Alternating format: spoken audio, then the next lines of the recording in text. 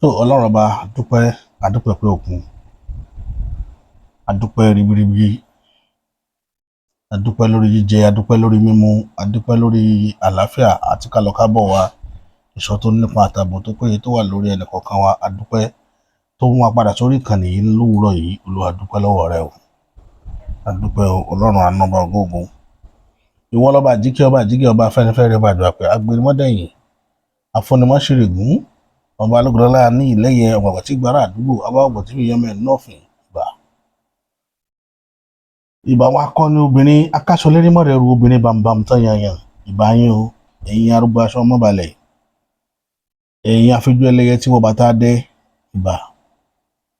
ìbá láàlú ògiri òkò ọba ẹlẹ́kùn sunkún kẹrù ọba ẹlẹ́kùn ọba dásọ̀rọ̀ tí ò tó dá sí ẹlẹ́kùn sunkún láàárọ̀ yìí ṣẹ̀jẹ̀ ó dé mi sunmi láàárọ̀ yìí sùn fún ọgbọ́dọ̀ àtijọ́ látọ̀ pa láàlú ọ̀dọ́ rẹ lónìí ilẹ̀ ògẹ́rẹ́ dọwọ́ rẹ mọ́jà ṣe ọ́tẹ̀ mọ́jà tójú ilẹ̀ mọ́lẹ̀ o mọ́jà gun ayé ogun alẹ́sẹ̀ mọ́jà jì sọ́fìn àwọn àgbàlagbà aṣọ ọ̀ka ènìyàn mọ́jà bá wọn tẹ̀ ẹni tá a ṣẹ̀ tá a bẹ̀ tí ò nígbà Elédùmarè ó dọwọ́ rẹ lónìí mọ́jà bá rẹ níbẹ̀ tó wà pọ̀ ìṣọ́ rẹ tó nípa ààbò rẹ tó péye yóò máa wà lórí ẹ̀mí wa. Lánàá on the 15 ààrẹ rí fídíò mú wa torí àìráàyè àti ọ̀pọ̀lọpọ̀ àwọn kankan tá à ń gèjà ara wa sí ọpẹ́ ní fọ́lọ́run. Èní àná yẹn ni olóyè Sunday Igboho ṣàbẹ̀wò sí àwọn lọ́balọ́ba ti ilẹ̀ Yorùbá ní ìlú Kogi, wọ́n wọ ìlú Ẹ̀gbẹ́, wọ́n wọ Kababunu, wọ́n wọ ìlú Kabagangan, gbogbo àwọn ìlú yẹn lọ olóyè ṣàbẹ̀wò sí wọn lánàá. A mú fídíò wá lórí ẹ̀ tí ibi tó lóye ti sọ̀rọ̀ tán dẹ̀ fa kò mú òkun yọ pẹ̀lú àwọn ọba tán dẹ̀ ṣe fi àmìdánilójú hàn fún wọn pé lórí ọ̀rọ̀ ètò ààbò kì í ṣiṣẹ́ ẹnìkan ni ìtàn pè ní akọni ọmọ Odùduwà nù. ìtẹ́mi ń sọ nìyẹn tọ́ba kan bá wà náà pọ́njú kọba kan ó sáré rẹ̀ bó ni ìpọ́njú ò ṣe ní gbẹ̀mí ọba yìí. ìtàn ń pè ní Yorùbá nù báwọn bàbá wa ti láti jọ́nù. ọ̀dọ́ Yorùbá sọ pé ẹni ègún bá gún lẹ́sẹ̀ ni ó sì lákàlàkà lọ bá lábẹ́.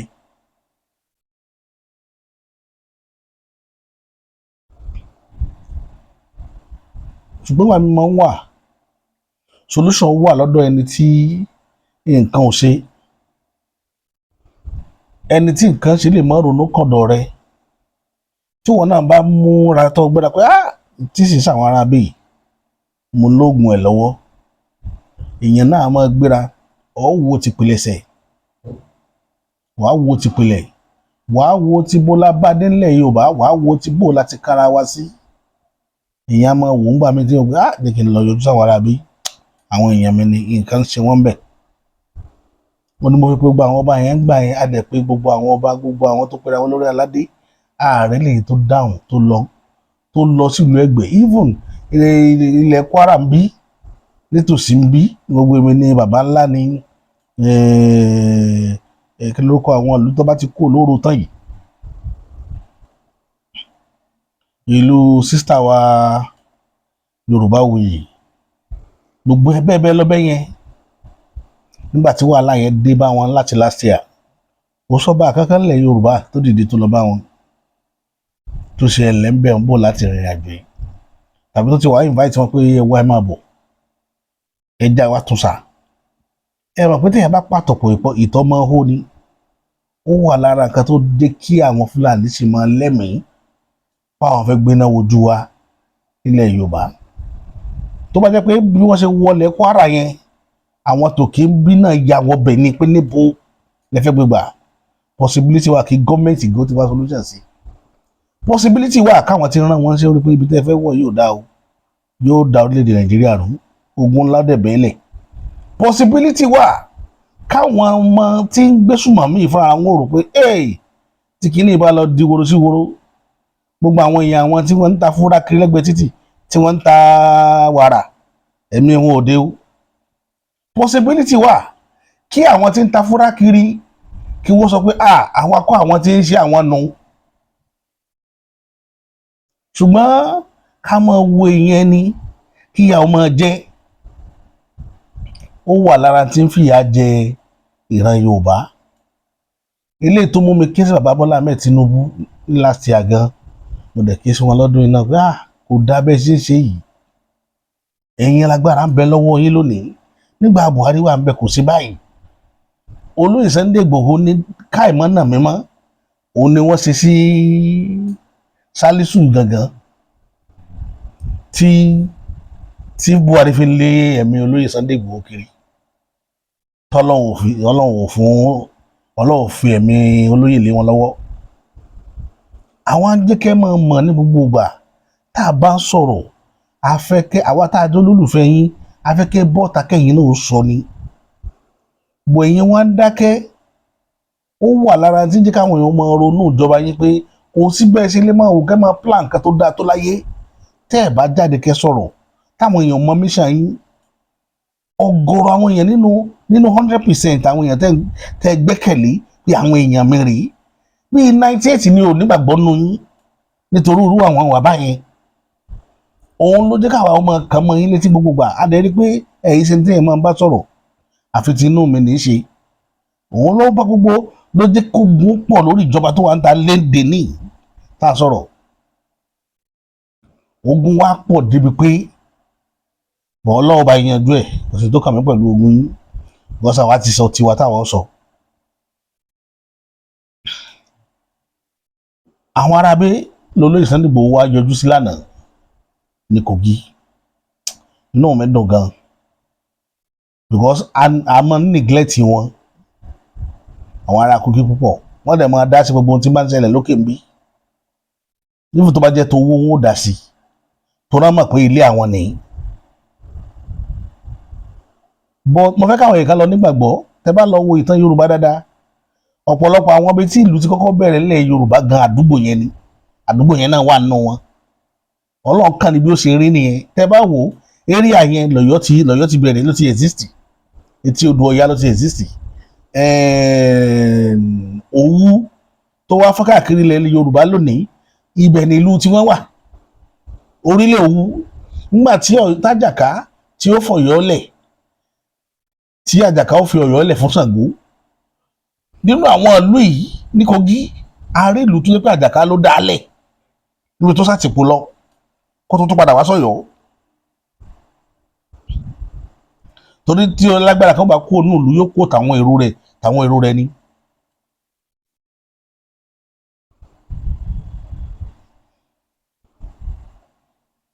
so bó ṣe rí káàkiri nìyẹn wọn là ṣe wá ń sọ fáwọn èèyàn wa pé ẹ má jẹ́ ká máa wo àwọn èèyàn wa lápá abẹ yẹn gbígbà pé wọ́n ṣe tó bọ́ fún wọn sí Kogi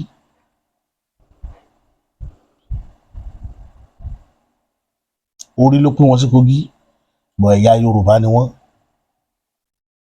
tá a dẹ̀ gbóhùn tí wọ́n sọ táwọn náà gbọ́n táwa náà sọ tó jẹ́ pé ìṣẹ̀dálẹ̀ wa kankan náà ni oúnjẹ tá à ń jẹ làwọn náà ń jẹ aṣọ táwọn ìwọṣọ wa ni ìwọṣọ wọn kò sí tó yàtọ̀ bí Yorùbá ṣe fá káàkiri nù títí tó fi lọ Togo tó fi lọ Abidjan káàkiri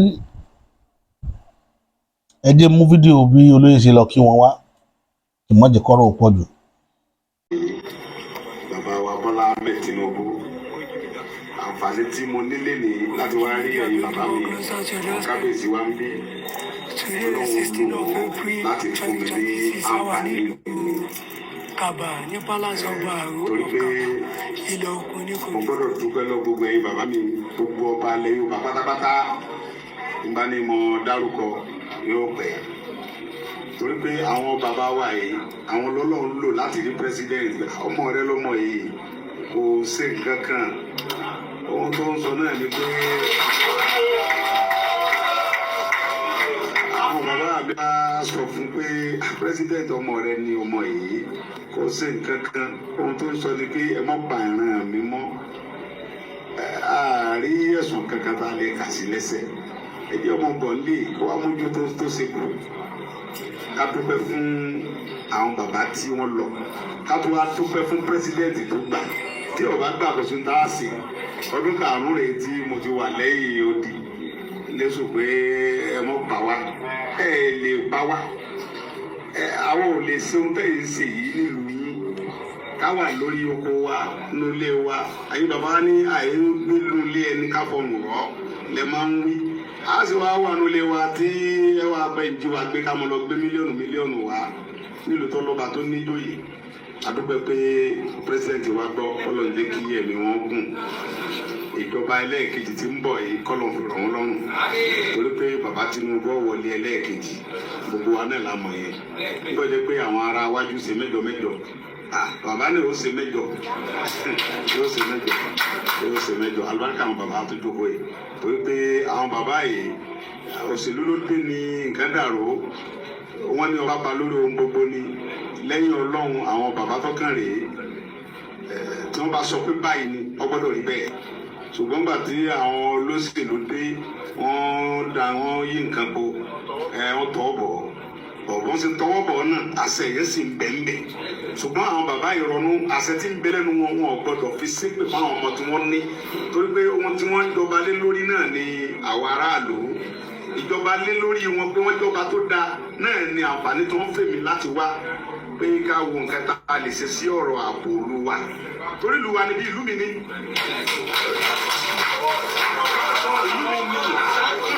ìlú mi ní gbogbo ẹni tí wọ́n bí wọ́n bá ti ń sọ èdè tí mò ń sọ lẹ́nu yìí ìlú mi níbẹ̀. ẹ rí i pé àwọn bàbá wa.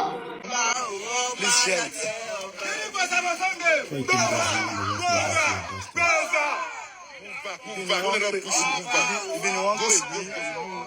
Ìjùmú ní ìpínlẹ̀ Kogi Koiki Media bring the work closer to your doorstep.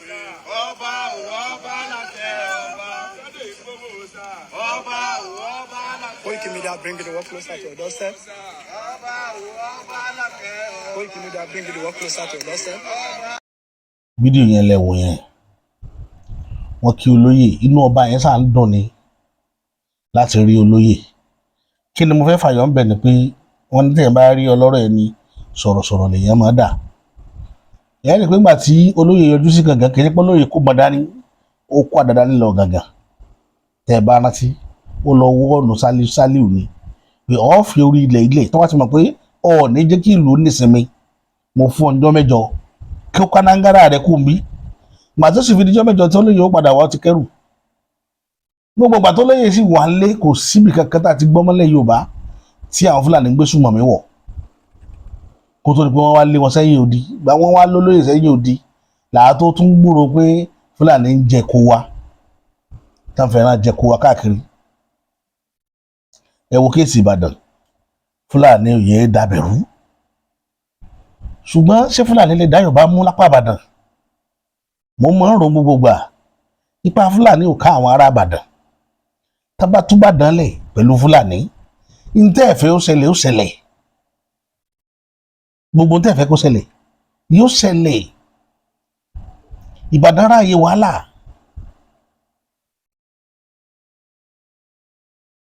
iṣẹ́ bàbá wọn ṣe lógun jíjà iṣẹ́ àṣepatì ni tábà kó sínú ogun pẹ̀lú Fúlàní bẹ̀yẹn Nàìjíríà gbiná gbogbo àwọn kan táwọn àrùn táyà fi ń kọ́ ọ̀bà àwọn èèyàn wa ni pé ẹ ní sùúrù kó bá dáa pé àwa aláàlá àbàjọba bàbá Bọ́lá Ahmed Tinubu jẹ́ níjà àwọn èèyàn ṣe sùúrù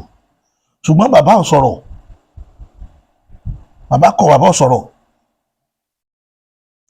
wọ́n sì dàgbà tí ò bá kẹun sọ̀rọ̀ yóò kẹtàn sáré torí tó bá lákòókò kan ẹ̀yin kí wọ́n mọ bílẹ̀ mọ ara yín pé kí ló dé tí ì sọ̀rọ̀ lákòókò táwọn ọmọ yìí ń pariwo ọ̀rọ̀ yín la fẹ́ gbọ́ gẹ́gẹ́ bí ọ̀rọ̀ tán ọkùnrin kan sọ lánàá màá mú fídíò yẹn wá ọkùnrin yẹn APC ni ó ní gbogbo pọ́lísì bàbá Bọ́lá Ahmed Tinubu ló dáa tí yẹn bá jókòó pẹ̀lú bàbá Bọ́lá Ahmed Tinubu tó bá ṣàlàyé rẹ̀ fún yẹn yékéyéké lẹ́yìn ọ̀kọ̀ọ̀kan ó ní inú yóò sì máa bàjẹ́ pé pọ́lísì ló dáa tó báyìí kí ló ṣe báyìí ní plan tó dáa fún orílẹ̀-èdè tó báyìí ó ní ṣùgbọ́n kẹni tí ó wá explain rẹ̀ fún aráàlú pé bí pọ́lísì yẹn ṣe rí rè because side ibẹ̀ tó tough là ń face aráàlú ní face ẹ̀ kí bàbá wá kó wá ṣàlàyé fúnra lára rẹ̀ àwọn tí ń kọ speech fún bàbá wọn ò ní kọ ọ̀rọ̀ nílọ́bẹ̀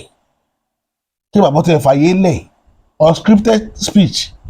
kí bàbá jókòó kó sọ̀rọ̀ níjọ́ kan kó kàn sọ̀rọ̀ lọ tó dé àwọn policy yẹn pé kò sínú èèyàn tí ó fẹ́ ti gbọ́ tínú rẹ̀ ò ní máa dùn pé but okùn bàbá ó ti sọ̀rọ̀ ṣe rí ẹwà ariwo tá à ń pa pẹ̀lú ọ̀rọ̀ sísọ ni mo fi pa aláṣà máa ń gbà yẹn pé kógun tó kó lu kan ọ̀rọ̀ ló ṣáájú ìgbà tó gun òsè ní padà kó ìlú náà mọ́ ọ̀rọ̀ ló tún ṣáájú kí ló ń tẹ̀yìn wá mọ́rọ̀ yẹn tẹ́ fi pamọ́. bàbá ẹ ní láti sọ̀rọ̀ ẹ sọ̀rọ̀ ẹ ti fi àwọn olólùfẹ́ yín sínú òkùnkùn wọn ò mọ èrò ọkàn yín ń jẹ́ kí àwọn ìwọ ẹlòmíì gan máa gba ìjòrú sẹ́yìn tí ò ní mọ̀ pé tóun ṣe ò dáa nítorí àìsọ̀rọ̀ títí àìsọ̀rọ̀ yín ó lè mú ìjọba tẹ́wọ́ tẹ́ ń bá lọ yìí kó bọ́ kúrò lọ́wọ́ yín tẹ́ ẹ bá ṣọ́ra ní wọ́n fún yín ní gbódídí sán ní gbogbo gbà because ọ̀pọ̀lọpọ̀ olólùfẹ́ yín tí ò mọ nǹkan tẹ́ ẹ ṣe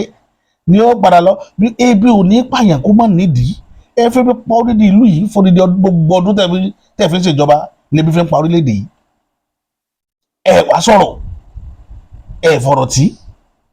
àwọn tí wọ́n dìbò fún yín mo sọ dáadáa láìmọ̀ ìgbà pé n tó mú àwọn èèyàn dìbò fún yín ni pé Tinubu àmọ́ bójẹ́budánú ní kò lè jẹ́ kébi ó pààyàn láéláé ìlú ò lè bàjẹ́ láyé ẹ̀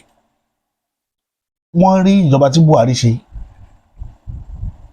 nígbà tí Buhari ó kúrò ní 85 Babangida ló gba ìjọba lọ́wọ́ ẹ̀ Buhari bó ṣe múlù tough nígbà tiẹ̀ náà nìyẹn ìgbà tó wà nù ológun ìgbà tí Babangida dé débẹ̀ ó múlù ó sọ̀lú dẹ̀rọ̀ àwọn èèyàn rí mú mi wọ́n rí bi lọ wọ́n rí bi bọ̀ gbogbo nǹkan ètò ọrọ̀ ajé tó ń ṣe wọ́n ti jẹ́ pé àwọn náà dákún gbogbo ìṣòro wa irú ìjọba yẹn làwọn èèyàn rò pé ń bọ̀ pé kò sẹ́ni tí ó gbàjọba lọ́wọ́ bàbá ọba Buhari tí ò ní jẹ́ kí dẹ́kun bá aráàlú ṣùgbọ́n nígbà tẹ́ ẹ dé ipasẹ̀ bàbá Buhari lè tẹ̀lé ẹ̀yin lóye bàbá Buhari burú àbílí pé ìkànnì ẹ̀yin tá a wá bílú pé lóye yẹn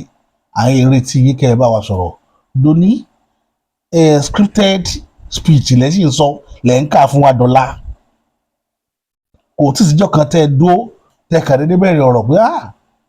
tọ́lọ́n bá fún wa ní àwọn orí ọ̀fẹ́ yìí tá a rí lè ṣe báyìí tá a rí lè ṣe báyìí tẹ́ ẹ ráyè explain policy yìí yẹn fún wa bóyá inú ìlú ajé dùn bóyá inú àwọn èèyàn ti ń lé bóyá inú wọn ajé yọ ṣùgbọ́n ẹ̀kọ́ ẹ̀ẹ́dì láti bẹ́ anybody sọ̀rọ̀ ẹ wo bí tí kìíní yẹn ń ti ìlú lọ ṣé Àtíkù ni ó gbàjọba ní Fúlàní wọn ò ní máa yìnbọn láàrin Lagos State gbogbo bí tán gbalẹ̀ dé lógùn state lé ní gbogbo èmi ní Ọ̀fadà ní Mòwe ní títí lọ sí Kára ní wá sí Ògèrè ní ibi Fúlàní dominate lé ní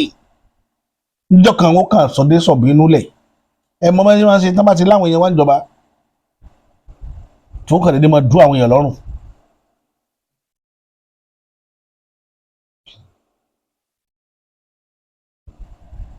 tó kàn dédé máa dú àwọn èèyàn lọ́rùn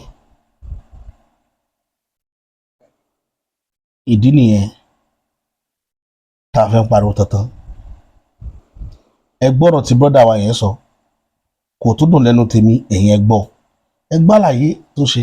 I blame President Tinubu's administration. First of two things. The first is that they don't let the president talk to Nigerians. And Peter Obi said it yesterday that they should let president talk to Nigeria. I don't agree with him a lot, but I agree with him on that because I believe he is the best advocate for his policy. But his people believe maybe because his speech is slow that his mind is not sharp. What do you think? I mean, exactly. Because I mean, on every forum rather, the president speaks. Even yesterday, he spoke at the inauguration of the NRS building. So what do you mean that that is not what I am talking about. Okay. That's not what I am talking about. He's not allowed to speak, was not trying to place it on anybody. What I'm trying to say is that he does not have unscripted interviews. But just how are you go sure out those and interviews interact are with not people. scripted or not scripted? Because you're not there, actually. No, those are not interviews. Those were like speeches where it was but you're not there, so you're not Mr. sure. Maridotti, I believe that what you're saying is that the president usually has strategic and calculated and very measured addresses. Calculated interview, exactly. Should have unscripted interview where he's explaining to Nigerians in a way that they can relate to, because he is the best advocate for his policies. That is the first thing. Then the second thing is that they have failed to explain to Nigerians the reason of their suffering. Let me give you an analogy. I mean, some data points, no analogy right now. When Emefiele came into office, the total to like the money supply in Nigeria was about 12 trillion. When he was leaving in 2023, it went up to about 60 trillion. That money that went from 12 trillion to 60 trillion, not backed by any form of productivity, where do you think that money was going? A lot of it was chasing dollar. All this anchor borrower, and I knew of a guy whose friend got anchor borrowers, what's it called, and was buying $40,000 Rolex watch. Why? So all the what's it called, inflation that is happening right now was as a result of that effect. But Nigerians have not been intimidated with those facts. I am so happy that the president chose, Taiwo Idele, because he has been about the best communicator about all these policies, talking about how it could get bad, how it could get worse, and how it is, how it is getting better. But they need to let Nigerians know we were living on borrowed times because of this explosion in money that was not going into your hands, that was going into the hands of a few. Exactly. And so sometimes when they talk about the budgets not performing,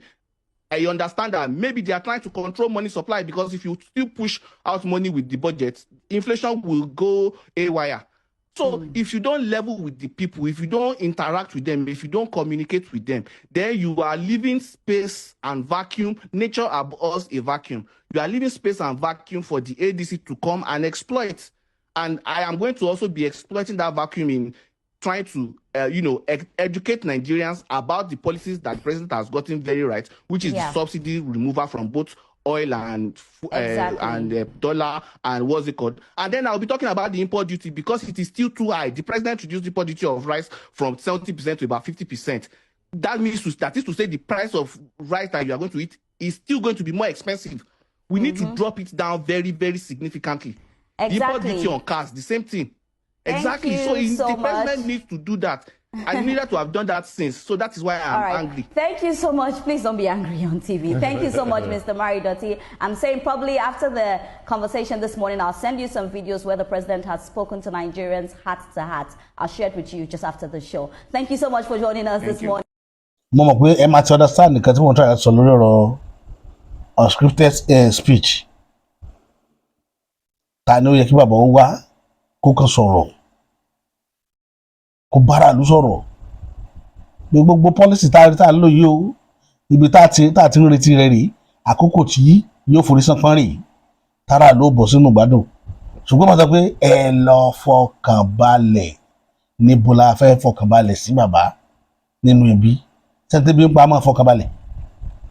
Ẹni gba kọ́mọlé láńtà tí òróró san á máa fọkàn balẹ̀. Ẹni jẹ gbèsè á máa fọkàn balẹ̀. Lánàá òde yìí